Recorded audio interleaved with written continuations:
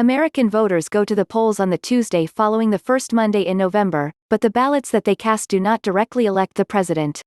Instead, the will of the voters is reflected in the actions of state electors. These electors are selected by political parties at the state level and in many cases are bound by law to vote in a way that is consistent with the results of the popular vote.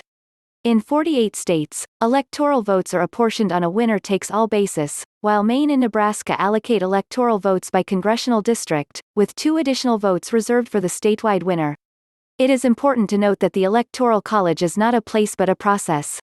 After the November election, each state's governor or, in the case of the District of Columbia, the city's mayor, submits a certificate of ascertainment to Congress and the National Archives, listing the names of the electors for each party, the total votes received by those parties, and the names of those who have been appointed to serve as state electors.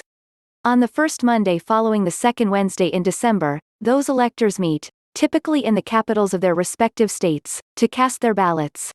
Since the establishment of the Electoral College system in 1789, there have been more than 150 faithless electors, so called because they did not cast a vote for their party's chosen candidate. None of these faithless electors has ever altered the outcome of an election.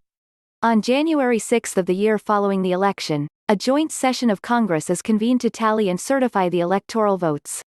If a presidential candidate has received 270 or more electoral votes, the sitting vice president, acting as president of the Senate, then declares that person to be the president-elect, thus concluding the Electoral College process. If no candidate wins at least 270 electoral votes, the House of Representatives, choosing from among the top 3 Electoral College finishers, elects the president by simple majority vote. Although the Electoral College result has typically been in alignment with the national popular vote, there have been some very notable outliers.